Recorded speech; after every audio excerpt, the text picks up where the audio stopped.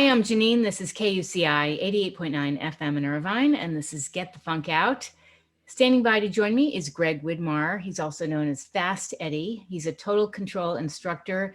He's going to share his vision to inspire motorcycle riders to wear full gear, take courses, and practice in order to reduce crashes on public roads. And how I found him was I was on YouTube, and I think it was Doodle on a Motorcycle. This great girl who rides bikes mentioned Greg, and I thought, oh, what's this all about? So I'm really excited to chat with him. Welcome to the show.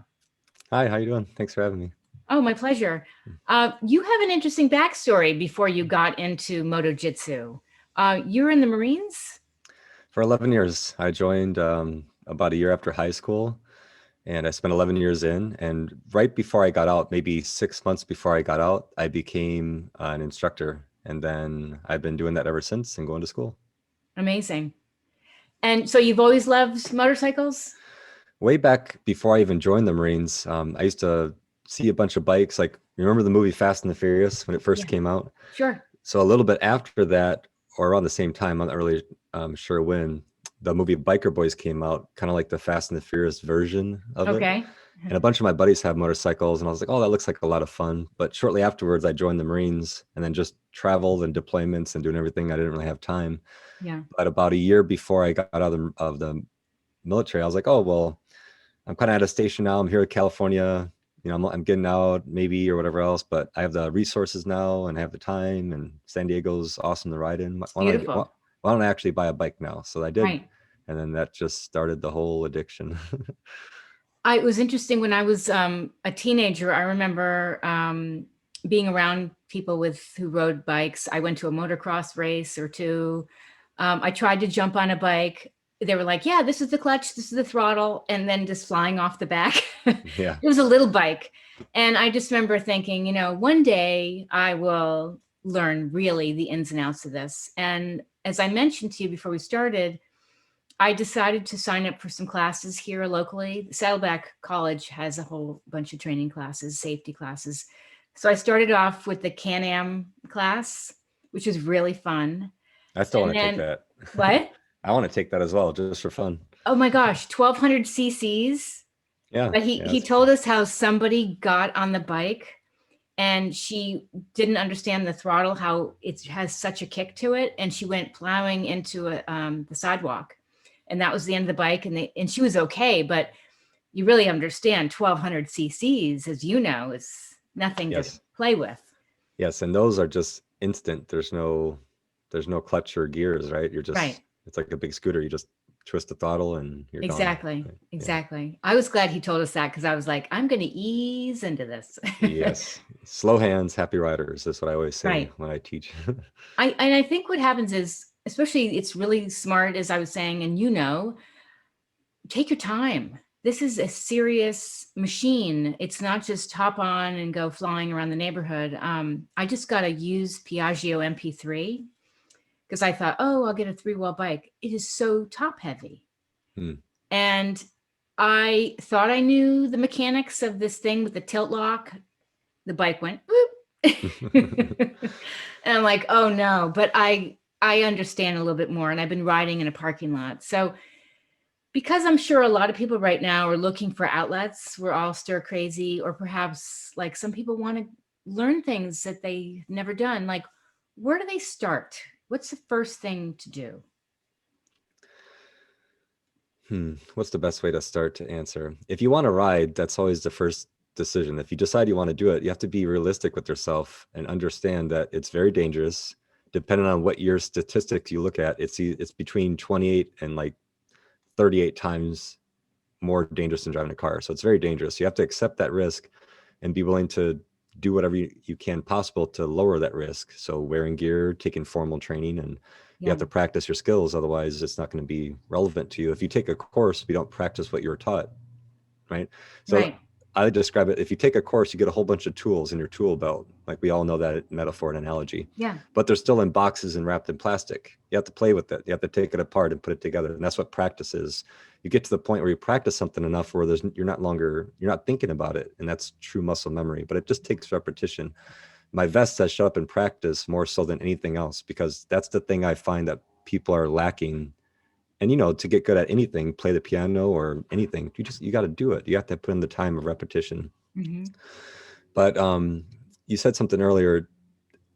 It's good and bad. I mean, technology and the internet, and everybody has an opinion, but I started to describe some people, it's like they're white belts pretending to be black belts. You see what I'm saying? Everybody has an opinion, but if you're a new rider, consider yourself like a white belt in martial arts. You're at the very beginning, right?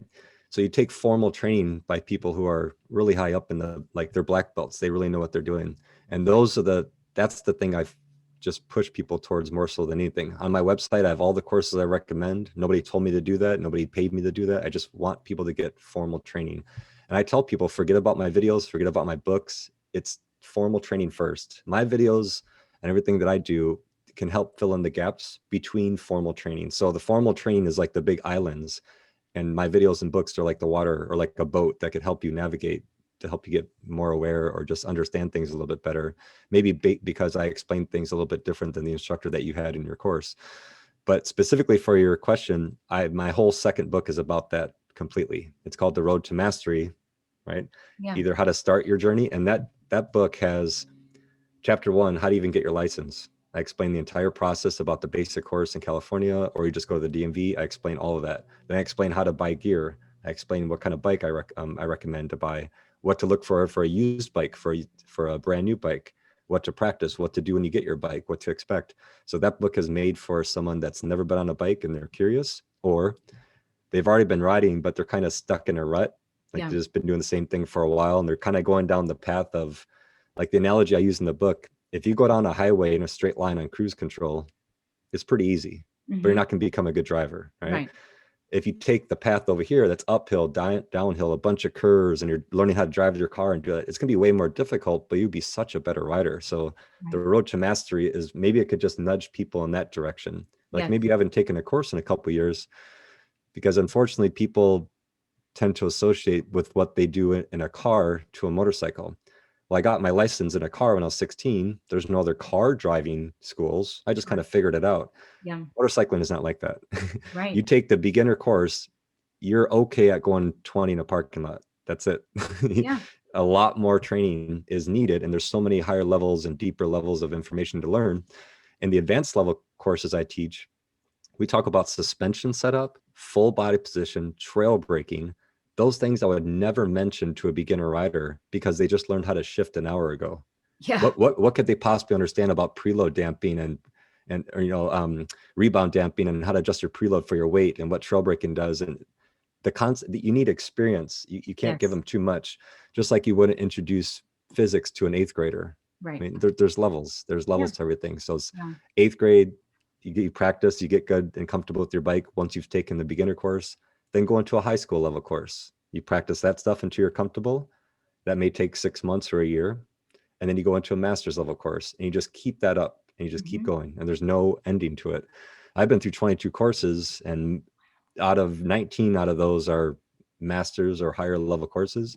And the only thing I realize is how much I don't know about anything. I talk to people like Lee Parks and anybody else, and it's just mind boggling of how much information and how skillful they are on the bike. It's truly amazing. So this isn't even off-road knowledge, right? It's just being on-road knowledge. And 99% of all my videos are not just on road, it's street riding. So that's the majority of my videos. That's the majority of my knowledge is street riding. That's all I've been doing. And then, so I'm really good at street riding. I'm really good at low speed technical turning and Moto Gymkhana, low speed parking lot stuff. That's what Moto Jitsu is about, to gain confidence and have fun. My least amount of experience is track riding and dirt riding. And then even those individual areas can also go a million different ways. Dirt, okay, you have flat track dirt, you have motocross, supercross, trials, trails, adventure. I mean, it goes on forever. Then you have a track riding. Maybe you just go to a track and play around. You're just trying to improve your skill. And then you get to be faster at the track. And then maybe you become an amateur racer, and then pro. And then it's a million different. And that's the ones where you're flying off the hills, right? Yeah, sometimes, but or even motocross, exactly. There's levels to everything. So like my least amount of experience is dirt, but I've been through SoCal Supermoto, a course here in Southern California, 8 times. I've been through Moto Ventures level 2, where they give you full gear in the bike. I've been there 3 times. I've been to American Super Camp 3 times. I'm going for my 4th time next week. On the track, I've been to probably 50 track days total, and I teach track riding specific skills on the track for Lee Parks at Total Control. But even though I've done all those things, that's still my tiniest majority of my experience. And I know how limited that I don't know much about these things. I know what I know, kinda. Yeah. But whenever, just a couple of weeks ago, all of us instructors had to do our yearly professional development recertification type thing. And we do it at the track at Willow Springs with Lee Parks. Okay. So that happened on Saturday. The Friday right beforehand, we all had an opportunity of instructors. We could go to the track and just ride, only motorcycle instructors, and ride just to improve ourselves. Lee Parks is there, professional racer for 30 years. And Lee's following me around. I have a video where he's following me, and then he gives me feedback, then he follows me around again. But just seeing how incredibly quick he is and how I would just absolutely crash if I even attempted to do the speeds that he's doing.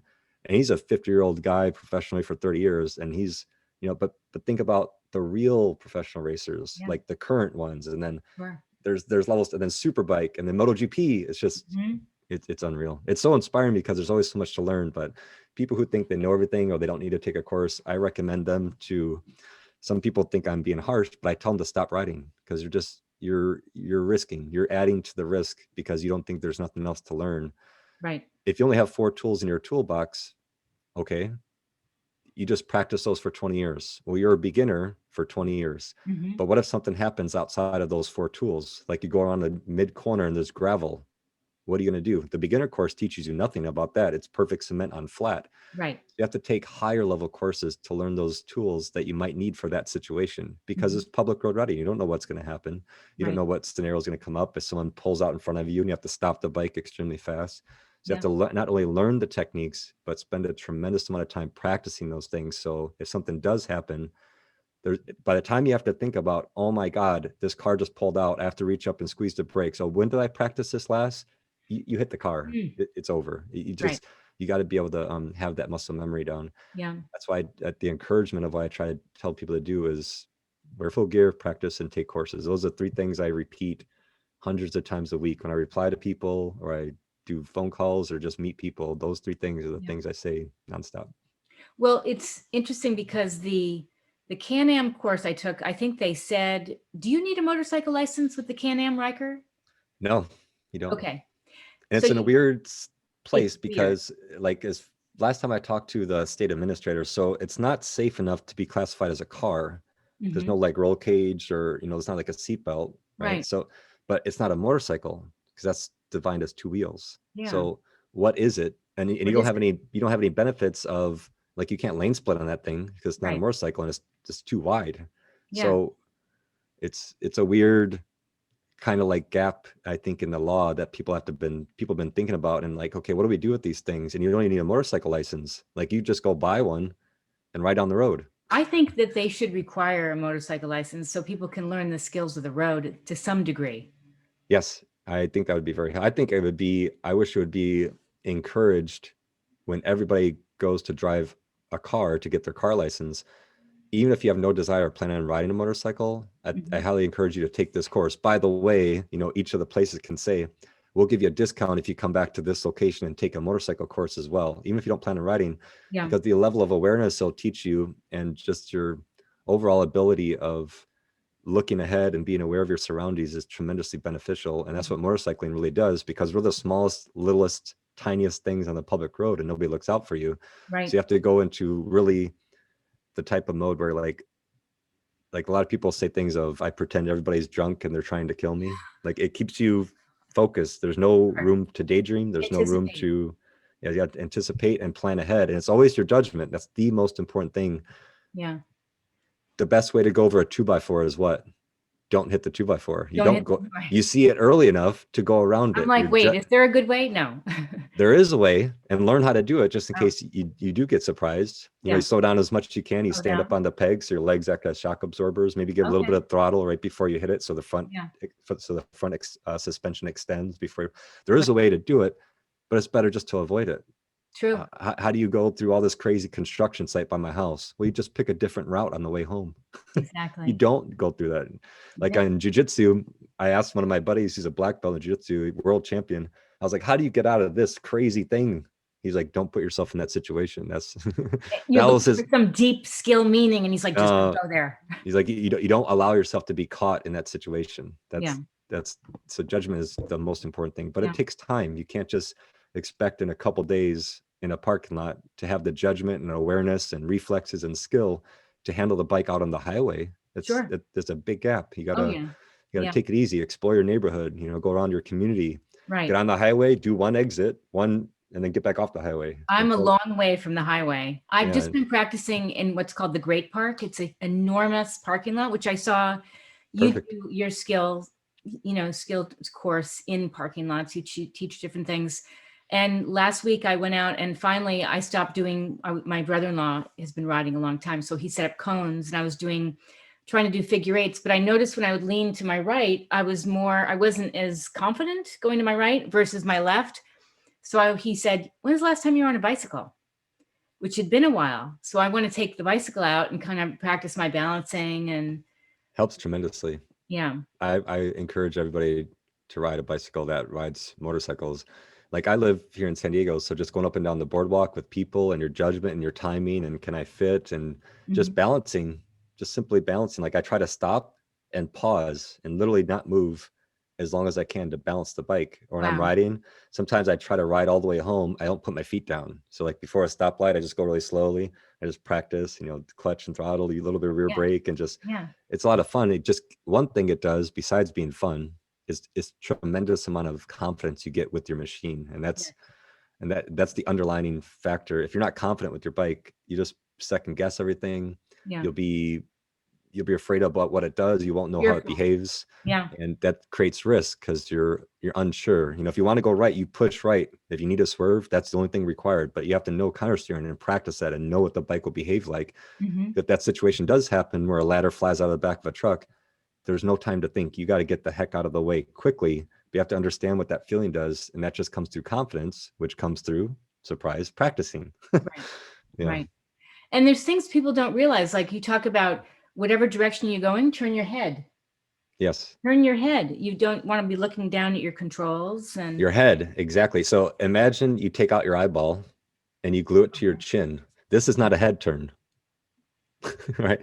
So if you have an eyeball on your chin, like your literal head yeah. turn. For a lot of reasons. If I look out of the corner of my eye, I'll start to get a headache in about 5 minutes. So that's not good. And it limits my peripheral vision. I can't see my hand right now. But if Mhm. I point my whole chin in the direction you want to go, my pupils are in the center of my head. My eyes are relaxed, right? They won't get fatigued as easily. And it opens up my peripheral vision big time. Of course, how you look, like if you're turning, middle of the turn, and you're pointing your chin, but the timing, I have a video about this. Pretty much everything we said so far I have videos about, but the Yeah. timing of how you turn your head and when is an underlining factor, which I don't think enough schools talk about it, and it's very important. If you turn your head to look through a corner and you have to sneak and go like this, right? If you have to look forward again, you turned your head too early. Your Mm. timing was off. Yes. If you turn your head too late, like if you turn the bike first and then decide to look where you're going, you can end up going wide. It also creates problems. So when you turn your head in relation to when you start leaning the bike, that's very crucial. That you have to understand that there is, first, just be aware of it. There is something called timing of these things, and that includes all the controls, and then practicing that and having someone, like finding a mentor, which is I think the last chapter of my book, The Road to Mastery. Find a mentor that's actually a black belt. If you're a white belt and there's a blue belt giving you advice, but the black belt Yeah. hears what the blue belt just told the white belt, he might Right. think that's the craziest thing I've ever heard of. That Right. you should not be telling that white belt that they don't need to hear that right now. That's too much, or it's just irrelevant, or it's simply wrong. Sure. So if you find a mentor that's actually pretty good, they could keep on nudging you. So it's like bowling alley. Like you're gonna do your own thing, but they won't let you go in the gutters. They could kind of bounce you back in the right direction Right. to get down the road, right? But so that's the idea of finding a mentor. But it's just having someone experienced to watch you. My biggest breakthroughs of my knowledge and my riding ability has come through the mentors I've had in the last 7 years. That people follow me around, I follow them. I just ask them questions. They're able to explain it to me easily in a way that I can understand and not overly complicated or anything. How do you And find mentors? well, the first thing is you you will automatically be friends with anybody on a motorcycle the moment you ride. If anybody's pulled over on the road, I pull over and just ask them, do you need help? I have Yeah, tools. sure. Do you need anything? So you're Right. automatically best friends. I don't know any other culture in the world that you wave at strangers every time you go by somebody. Mm-hmm. What other, what culture does that? You wave at anybody, everybody waves. And if people are pulled over and I'm able to do that without, freaking myself out and going across 9 lanes of traffic, I'll pull Yeah. over and help out, right? So you'll get to meet people, and then you'll get to, so you have to understand, you have to build a really good like BS filter. Because Explain. someone might Explain. be riding 6 months longer than you, and they might Okay. have a whole bunch of ideas like, oh, I never heard of that before, that's interesting. But the most important thing, whatever you're taught, is you try it out yourself. Mm, Learn through your own experience is what I recommend almost more than anything. I've been through 22 courses, and some of the things I've learned or I was taught in the course, I was like, that doesn't make much sense to me. That goes against this other course or what this person said. interesting. But I'm not going to dismiss it. I'll try it out. And I don't mean try it out for an hour.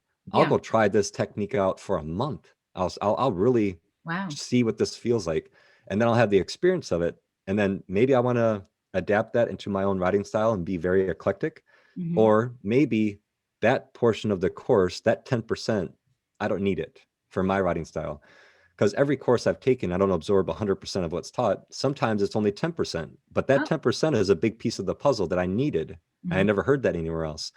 One of the courses I went to all day long, I didn't learn much new intellectually. I was like, yeah, I got this stuff. Already been writing, 6 years, 21 different courses. I understand this stuff pretty well. But Okay. the one thing that made a difference, that was a big puzzle piece. I never heard that before, and that made a difference. So every course is a good course to take, because if you have the open mind of like a beginner's mind, like a kid, you can Yes. always learn from somebody somewhere. If you go in, like whenever people take a course and they are instructors themselves, or they've been riding a while, they sit there like this. Yeah, I've been riding 20 years. What are you going to teach me there, young buck? Right. And then we Right. actually start doing the drills, and they realize you've been overestimating your skill for a long time, and you're not Right. actually that good. So, Exactly. but if you always have that in the back of your mind, like there's something more to learn, and I can learn from every course, Mm-hmm. you'll be on the right trajectory. That's why people find my YouTube videos and they comment and ask questions. I spend 3 hours, 4 hours a day replying to people. That's all I do, is just reply to everybody. You're a seeker. You're going on YouTube, and you have to even seek out YouTube videos to try to learn something. That means in the background, you're willing to accept you don't know everything, and you understand that. And you're trying to seek to find something that maybe relates to you. So when people find a video and they find it, they watch it and they comment and they ask a question, well, of course, I feel like I'm obligated and I need to respond, because they're Yeah. going in the right direction. For me not to respond would be shutting that door. And maybe me spending, a couple days, they replied something, 6 hours later, I reply back to them. And I take the time to do that. Like, man, this guy, he's actually trying to teach me something. And maybe that will inspire them. You know Yes. what? I never thought about before. And I get emails like this all the time, which is It's the great. best part about everything I do. Yeah. I never thought about taking a course before, but after watching 10 of your videos, I just signed up. Oh, I never wore riding gear before. I didn't really care. I live in Florida or Arizona. There's not even a helmet law. I just bought a full face helmet because of your videos. And then I was like, that's the Great. best thing in the You world. saved That, somebody right there. oh my gosh, Yeah. it's amazing. And it's worldwide. Half of my subscribers are not even in the United States. Really? More than half are in other Whoa. countries. And there is no course. We are so lucky to be in Southern California, where all these courses are available. Yeah. Most states only have 1 or 2 courses, maybe, Mm-hmm. but most countries have nothing. They have the 1 or 2 things, and that's it. So that's why Crazy. teaching, teaching for the past 6 years, I'm like, great, I'm influencing the 12 people that are in front of me, making a difference. Mm-hmm. But if I put a video on YouTube, the whole world can watch it. So I only started making videos just June 2018. Oh, And just all of this stuff happened within the last couple of years. All the YouTube, my books, everything, just very short.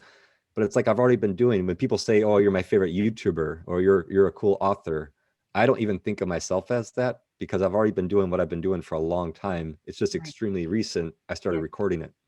Oh, But it's already been happening. I've already been doing all this stuff, one-on-ones, mentoring right. people, meeting up with people, practicing, teaching. I've been doing that for a long time. But it's just, well, why not jump into the YouTube world and post a Well, it's video up? great.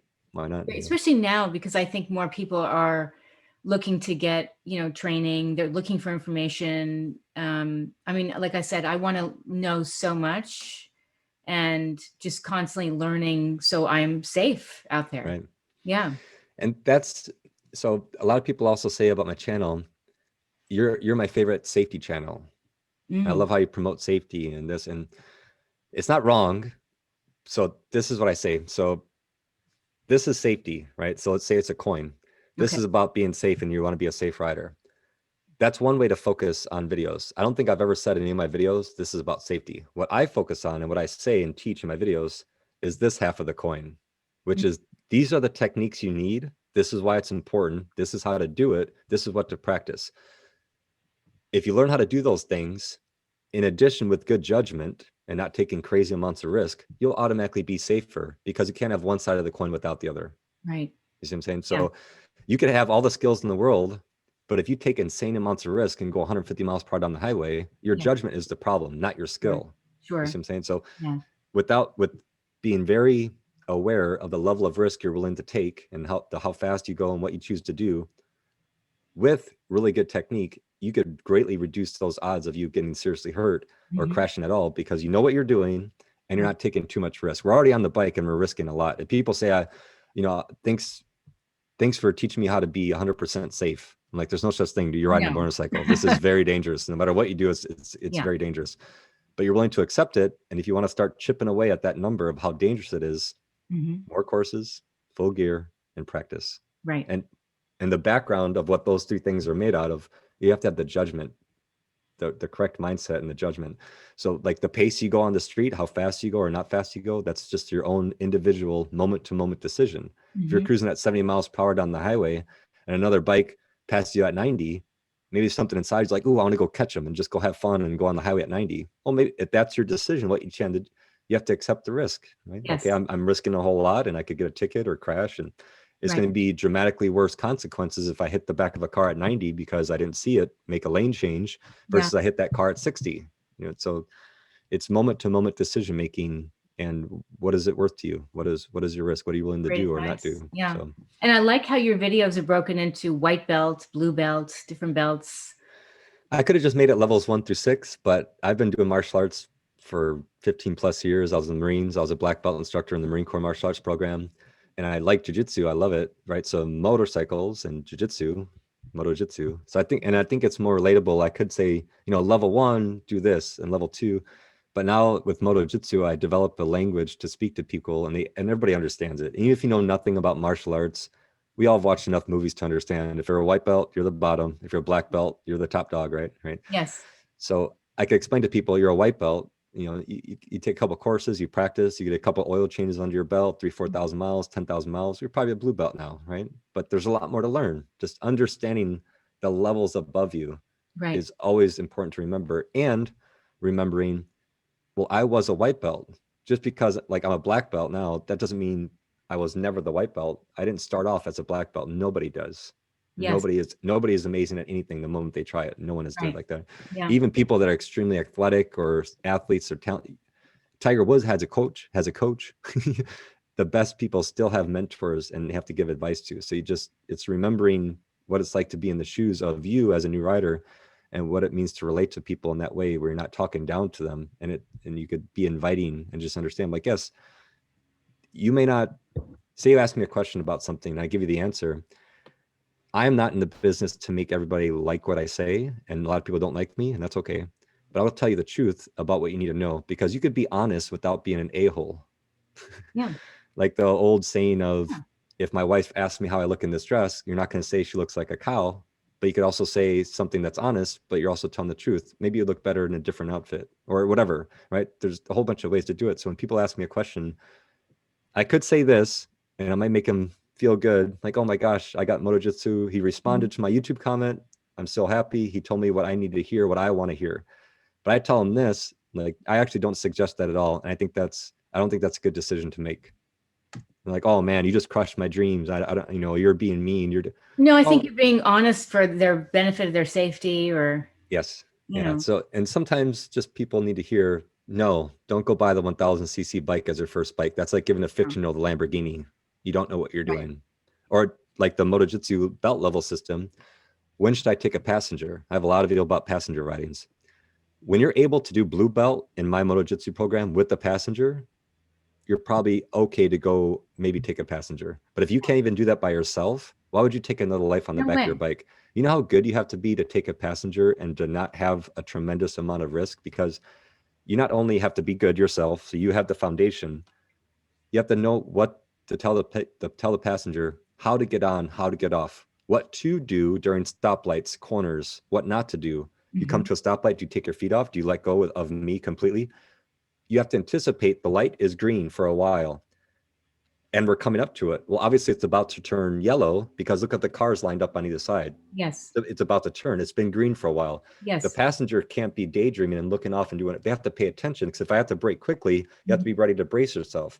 Right. But it's your job, the rider, to be able to explain that to the person. You bet. And the person's job is to trust you 100% and to know I'm not going to jump on the back of a person's bike that's like a white belt. It doesn't make any sense. Not at all. If you walk into a boxing gym and like, okay, I want to do lessons today, and a guy that it's a white belt walked out, it's like, hi guys, I'm the instructor. You're like, I'm not paying for this. Where's the black belt? Where's the Right. world champ boxer? I'm gonna listen to that guy. I'm not listening to you. Exactly. Yeah. It's and that's another, just you're taking your life and giving it to someone, like you're just giving the deed to your life in someone's hand if you jump on the back of somebody's bike and they don't know what they're doing. And there's a lot of examples of people crashing and getting seriously hurt because the person they claim to be, because of whatever, that they're brown belts and black belts, but they're actually white belts, and they jumped on the back. Mm. Poor decision making, trying to show off, impress their Right. friends, no technique, no practice, no skill, Yeah. no gear. Yeah.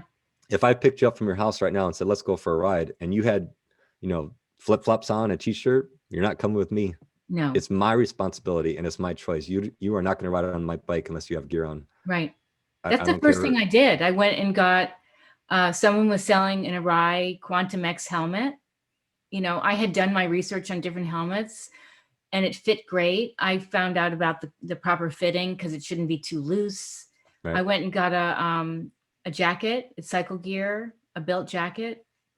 I made sure like the lining zipped out in case it was too hot. I just went and got pants yesterday. I have boots, I have gloves. Like I wasn't gonna do that. That's nuts. Yes. One of the mental examples I give in my book, in a bunch of videos and whatever else, drive down the highway in your car. Once you get to highway speed, open the door and jump out. That's what's gonna be like the crash on a motorcycle. So with what you're wearing going to protect you, and if you actually did that? Yeah. If the answer is no, that's your risk to take. I don't go around lecturing people like you should wear this, you should wear this. If I post online right now, I'm going for a ride on Sunday. Anybody want to come ride with me? Let's go ride. And 3 people show up with t-shirts on. There's no possible way I'll go up and start lecturing anybody. Just like all my friends that are girls and just girls in general, from the people I've talked to, there's so much unsolicited advice. It's ridiculous. Nobody wants to come up to you and just start giving you advice. If I'm sitting there doing bench press at the gym and somebody walks up to me and says, hey, you should be doing this, my first thought is, I didn't ask you a question. Why are you giving me advice? I didn't ask you anything. So unless somebody asks me advice, then I'll give them whatever my thoughts are. But if someone doesn't do that, you shouldn't say anything. Like, I'm not going to go up to people and say, you should wear a jacket. You should do this. You should. Who is this person? They know the risk. Sure. They're adults. Yeah. I'm not their babysitter. But if they ask me like, hey, I was thinking about getting a jacket. What do you suggest? Oh man, you just open the door and ask me a question. Then I'll give you all kinds of advice and check out this. Make sure you get the good armor. Yeah. Make sure it's abrasion resistant. Oh, and I put the spine thing in the back. There you go. And armor, right? So the armor is, it needs to be comfortable foam, but nothing real too stiff. But if you go, that's the first thing I recommend more than anything else for the jacket and pants. What is going to hit the ground if you go tumbling? Your elbows, your shoulders, your back, your hips, your knees, your feet, your hands, your head.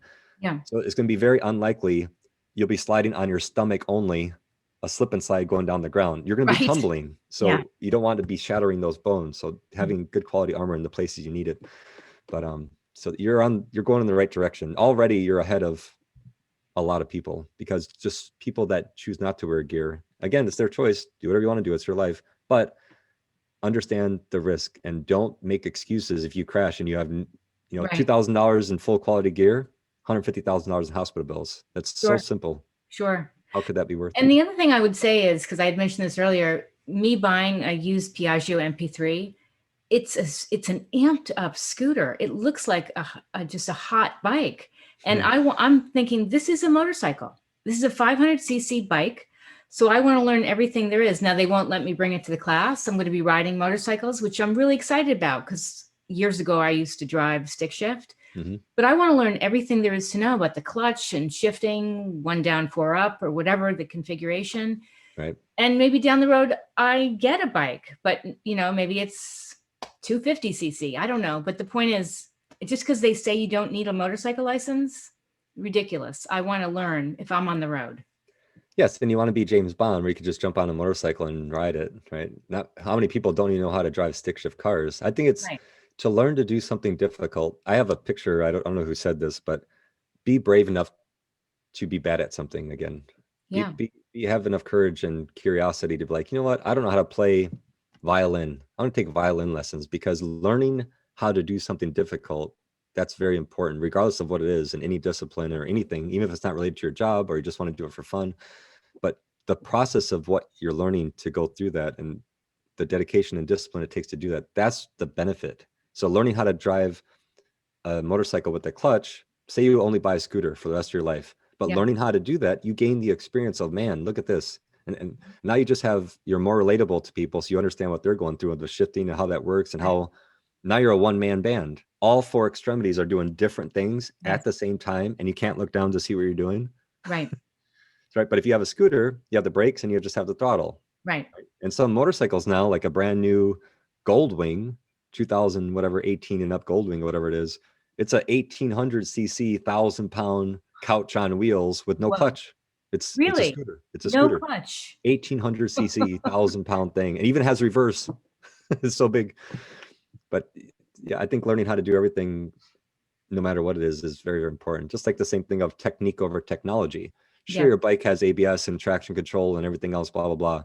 But if that fails one day, what are you going to do? If you buy a bike that doesn't have it and you relied on the technology, like, oh, it'll save me. ABS will save me.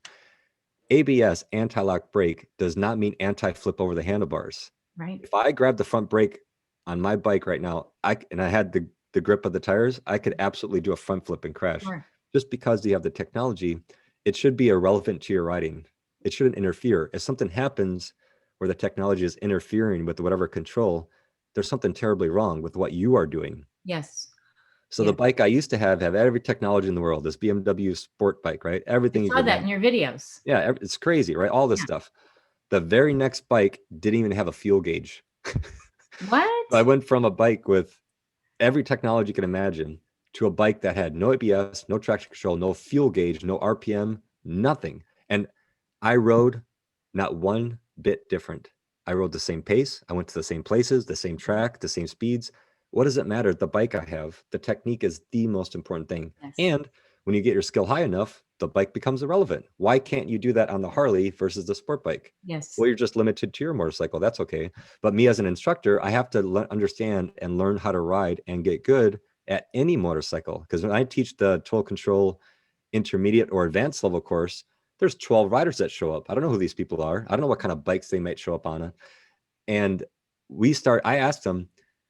sometimes I ask them, what bike do you want me to demonstrate the next exercise on? Because if I can't jump on the bike and do that, how in the world are these guys going to have trust in me that I know what I'm doing? Because they will say, oh, it's easy to do on your bike.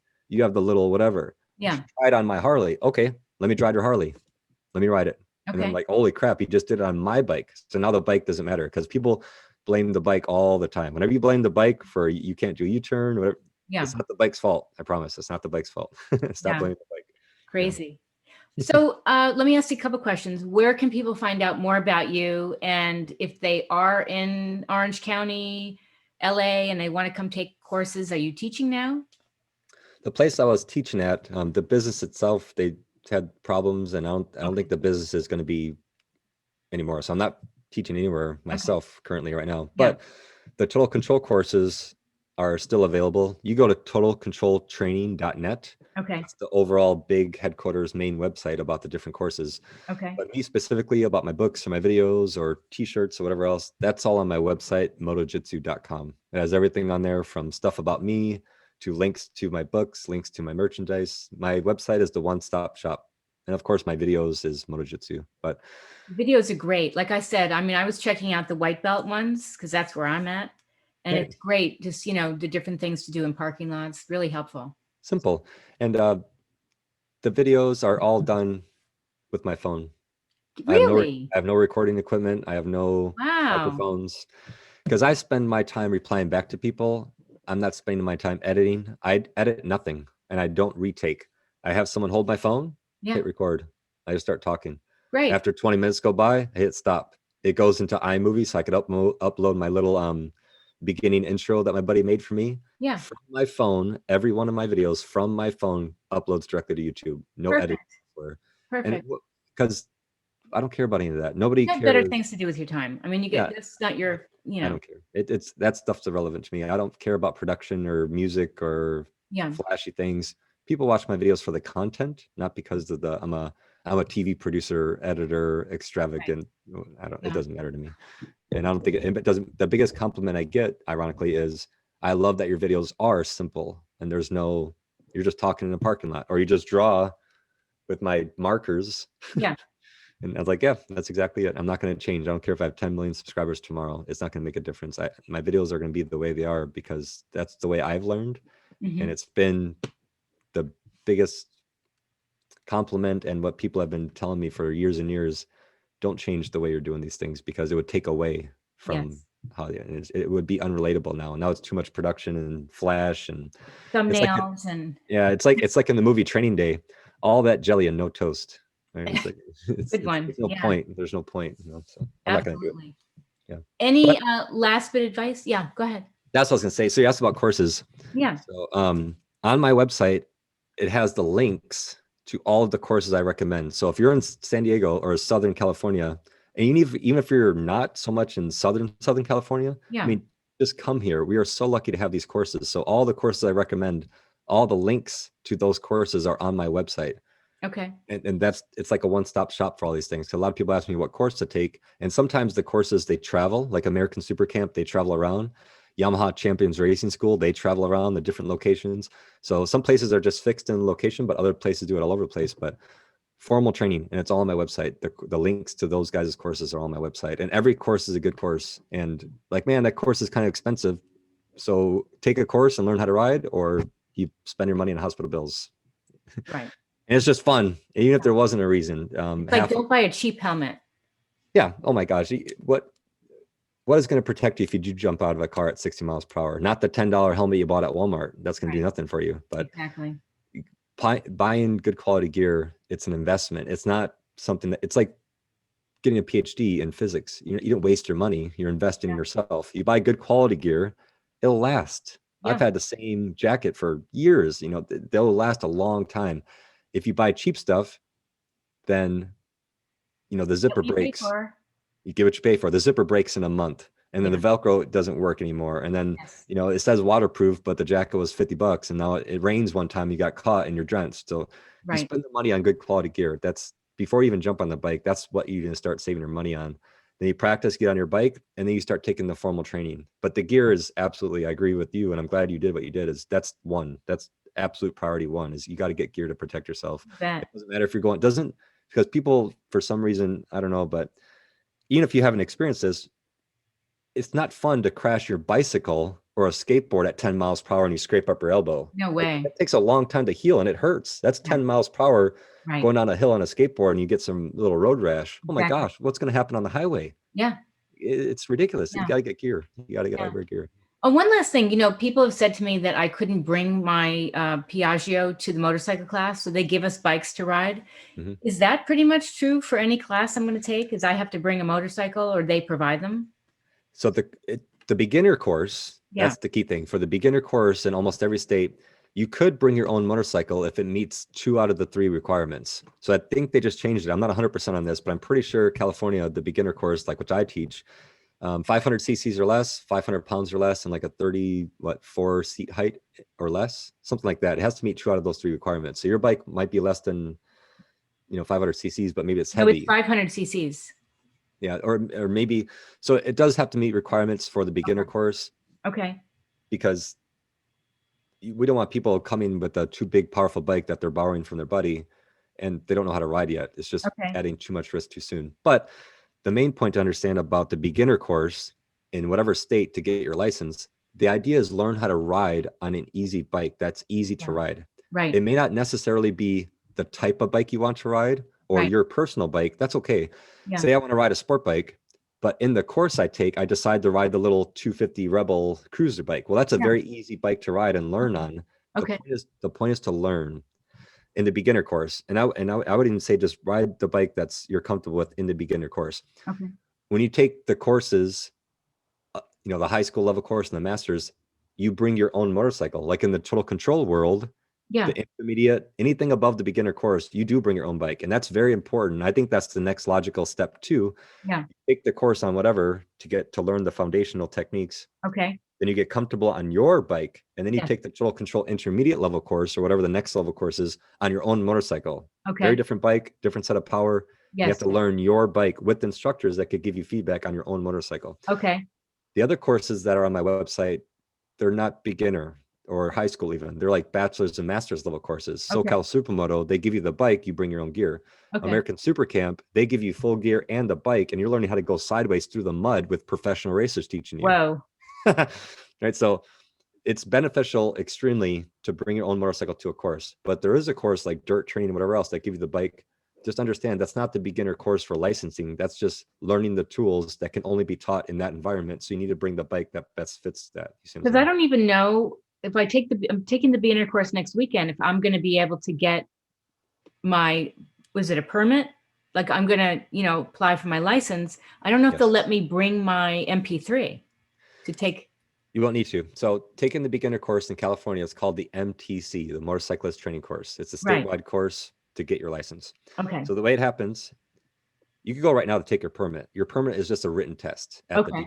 That's it. So you can do that now if you want to. Okay. But this is what most people do. You take in California, most states, you take the beginner level course. Yeah. And that's the state approved course to get the yellow golden ticket if you graduate, called the DL39. That's what waives the riding portion at the DMV. You don't have to do it. Oh. All you have to do at the DMV. So you take the course, you got classroom, you'll do PowerPoint for 3 hours, either at night or during the day. Then you'll ride in the afternoon. Yeah. Day 2 mirrors day 1.